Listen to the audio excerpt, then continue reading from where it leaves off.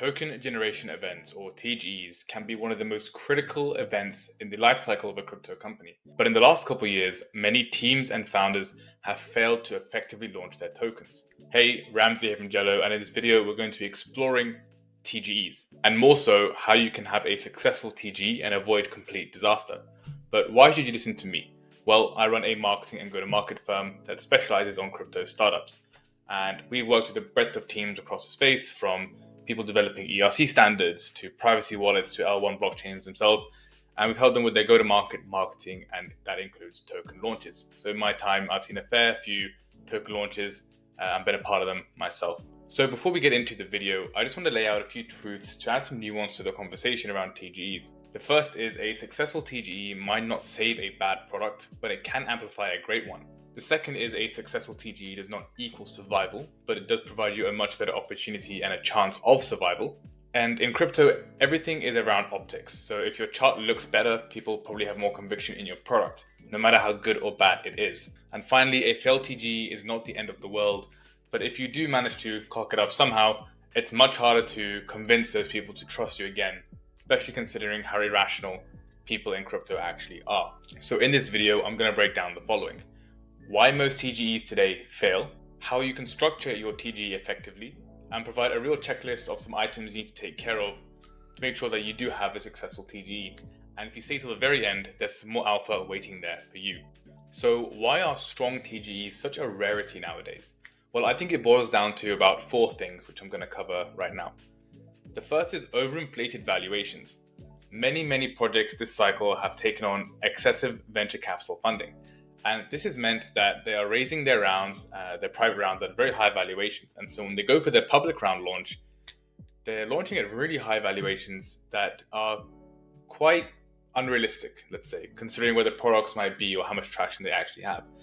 And this creates unrealistic price expectations for the token. And soon people realize that it's not worth nearly as much as it goes out to be. And so the market reprices it accordingly. So taking on too much capital too early at too high a valuation can skew your expectations for your token when it comes to launching it. The second thing stems from the first, and that is misaligned incentives. You could have VCs who want very aggressive vesting schedules. You could have exchanges, market makers who are abusing their power and providing unfavorable terms, and even KOLs who just want to get in there, take the token and dump it as soon as possible. And all these players want to extract on the short term, leaving the token to kind of bear the brunt of that. The third thing is lack of fresh capital and fragmented capital in the space. It's not like 2021 anymore. There's not stimulus checks going around. Not everyone in the world is looking at the computer waiting for something to happen. There's not that much fresh capital in the market. There's not that many new entrants to crypto since that time. And so you're fighting for a lot of the same capital that's been around for a while. At the same time, there's many more tokens on the market to invest in. The advent of Pump Fund and other token launches enabled creating a token to be as seamless as clicking a few buttons. So you're fighting for a lot more than just money. It's money, capital, it's attention, and it's trust. And finally, most products that launch tokens don't even have any real traction or a fully functioning product. And this is going to absolutely kill your TGE, because when people realize that they can't do anything with the token and the product is not even ready, they're not going to want to be a part of your journey. So we've just covered that most token launches in 2025 and this cycle have flopped. So should we even care about the token launch process? So I think it depends as to why you want to launch a token in the first place. And usually it comes down to about three things, which can overlap, of course. But the first is rewarding your early users. So think about Hyperliquid. Hyperliquid did a huge airdrop to their users for helping them, get to where they are in the early stages. And, they're a revenue generating company. They found product market fit. And part of the reason why they did their airdrop was to reward their power users who helped them in the early days with their product feedback, testing their product and being there when no one else was. The second reason that you would want to launch a token is to raise money. Now, this was very prevalent back in 2017 and 2021. You might just launch an NFT collection or raise with a white paper and do an ICO or whatever. But nowadays, it's much harder to go about and do that type of thing. Many people use that as a guise and kind of extract the money as soon as they raise those funds. There are many scam collections that happened in 2021 and 2022, and many scam projects that happened after they ICO'd as well. Many of them don't exist today.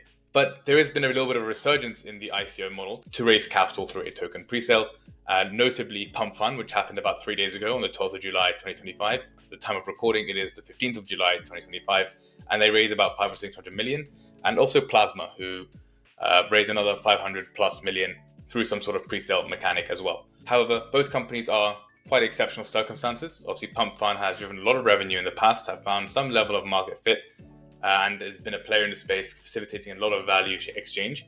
And Plasma is another player in the space, a newer entrant on the stablecoin side of things, who is backed by very prominent investors and has got a very, very strong narrative that has allowed them to raise a lot of capital through this token pre-sale. So if you're going to go for the raise option, you don't have to shoot so far ahead, but just based on the context of your brand and how much reach you have as a team, you might be able to raise a couple million, if not in the tens of millions, if you have the resources and you have the network to do so.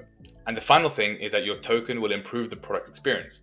Does this token being live and being owned by the user allow that user of the product to experience a much better product experience, to get more value out of the product? If so, then yeah, maybe it's a great time to launch a token. But we have to remember that the token is just an amplifier, right? It's going to amplify what's there, whether it's good or bad, right? It's going to showcase how much conviction your community really has, how much conviction your investors really have, how much traction your product really has. It's going to amplify all of this. So you've got to make sure that when you launch that token, you're in the right place to do so. You don't be pressured to launch a token. So how do we structure a TGE or a token launch that does not flop? Well, there's 4 pillars that we look at when it comes to launching a token that you should probably have covered in some way, shape, or form to ensure that you just have a strong foundation to launch that token. And the first is product readiness. So is your product live? Is it got traction? Have we got users? Are we generating revenue? Have we found some level of market fit? Are the users actually real or just incentivized? You don't want to take incentivized users as your metric to follow, because that is a very big red herring. Once the tap is off on the incentives, we don't know what's going to happen to those users. And time and time again, we see that they just disappear into the wind, never to be seen again. So market readiness for the product is very, very important. The second is looking at token mechanics. So tokenomics, are they aligned with the long term? Is the economy of the token sound? Is the design of the token and where it's being used in the product sound? Is the allocation distribution between community and investors and insiders, is that a reasonable and appropriate distribution? Is the initial market cap of the token being launched favorable to insiders? Is it favorable to the community? Is it even worth launching at that valuation? These things are really important to decide and understand before we go ahead and launch a token. You don't want to launch too high and have the market reprice you right away. You want to allow for some sort of price discovery that's healthy for your token. And you want to make sure that the community or the investors that are using your product are ultimately going to be rewarded or have some way to make some money from the token as well. The third is marketing execution. So have we structured a clear campaign for this token launch? Right? Have we broken it up into appropriate phases, allocated resources to each phase of the campaign? Have we given enough time for that campaign to sit in the market and generate hype and really build up the narrative for the token? Is there clear communication? Have we briefed the right people? Have our distribution partners got the right information so they can distribute the information correctly? We were on a campaign where a big KOL on the campaign had basically not read the brief properly and mislabeled the product completely. And that's the mistake you don't want to have, right? You don't want to have confusing communications around a product. So it's really important to have your marketing function prepped and ready to launch the campaign and deal with the bumps along the way as much as you can. And finally, looking at infrastructure. And I call this infrastructure because I don't really know what else to call it, to be honest. But we're looking at market makers, exchanges, liquidity, making sure that people get access to token, that they can have a sound trading experience, and they're not going to get rugged or scammed on some weird exchange or on a DEX that no one's heard of. So you really want to make sure that you have the right infrastructure for buying and selling the token and trading the token in place. So that's the general structure for a TGE. So you want to make sure that your product is ready to have the token launched. You want to make sure that your token economy and your token design is sound and you have the right tokenomics in place. You want to make sure that your marketing is structured and ready to go. And you want to make sure that people can trade the token well, right? There needs to be liquidity. There needs to be market makers. There needs to be the right exchanges facilitating the flow of the token. So those are the more obvious things, but there are a few non-obvious things that people don't really think about and tend to forget. And that's a little bit of alpha I'm going to sprinkle to you guys right now. So the first thing is looking at having an emergency response plan. Very rarely does a TGE go exactly how you want it to go. If anything will go wrong, it will go wrong. So you need to have a backup plan to the plan A and a backup plan to the plan B, which is a backup plan to the plan A, and so on and so forth, right? If an exchange falls through, what are we going to do? If a market maker that we're going to work with decides to fail us, what are we going to do? If we don't have enough volume or liquidity, what are we going to do? These things are really important to understand, and you should always have a backup plan in case things go a bit haywire. The second thing is over-focusing on the TGE. Yes, the TGE is important. If you're going to launch a token, it's a very big time, and it's important that we put effort to it and get it right. But it should not take away from the core product that we're building, right? You shouldn't spend a year on a token launch campaign. That should never happen. You should be focusing on the product because that's the main narrative for the token. And we should make sure that the product is ready to drive revenue and have sufficient traction and find market fit before focusing too much on the token, right? So make sure that while you are pushing resources towards marketing this token, that the product does not fall behind as well. The third thing is oversharing your plans. Now, this is something that's a bit weird. A lot of people like to talk a little bit too early and things get leaked, and you don't want that. You don't want FUD. You don't want any sort of misinformation out in the market. Just keep the intimate details to yourself and who needs to know. Don't start bragging until the game is done. That's the main protocol here. So any intimate details, keep them to yourselves, keep them to the partners who really need to know, and don't go oversharing too much information too early. Number 4 is picking the wrong market maker, and you can even talk about exchanges here as well. But market makers in particular have a lot of power when it comes to the token launch. Many shadier market makers are abusing the loan option model, which essentially, in simple terms, means that the market maker has a KPI to hit a certain price, and so they will manipulate the chart in order to hit that price. They can then dump their tokens and maybe rebuy lower and give those tokens back as they repay their loan. Now, this is a very simple explanation. It can be a bit more complicated than this, but essentially it's quite extractive and it can very much hurt the chart, and it reflects very poorly on the team. And that's the last thing that you want. You don't want to lose the trust of your investors and your community and your users because someone decided to abuse a market making deal. So make sure that when you're working with market makers that you want to get them vetted, referred, ideally multiple referrals from multiple unconnected people to just verify that they are the right people that they are claiming to be. And if you also need a referral, feel free to hit me up. I can always give a couple names that we trust. And yeah, make sure that you're just signing the right deals and not getting shafted by your market maker. And finally, don't spend your budget too early. We see many teams spend a lot of their marketing budget very early on in the campaign to drum up a lot of noise. Don't do this. We don't know what's going to happen, and you should concentrate most of your budget around the launch phase of the campaign.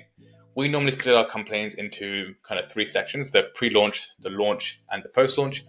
And so you should be focusing most of your budget around that launch sprint to make sure that you're distributing your narrative and rising above the noise of the market at that given time.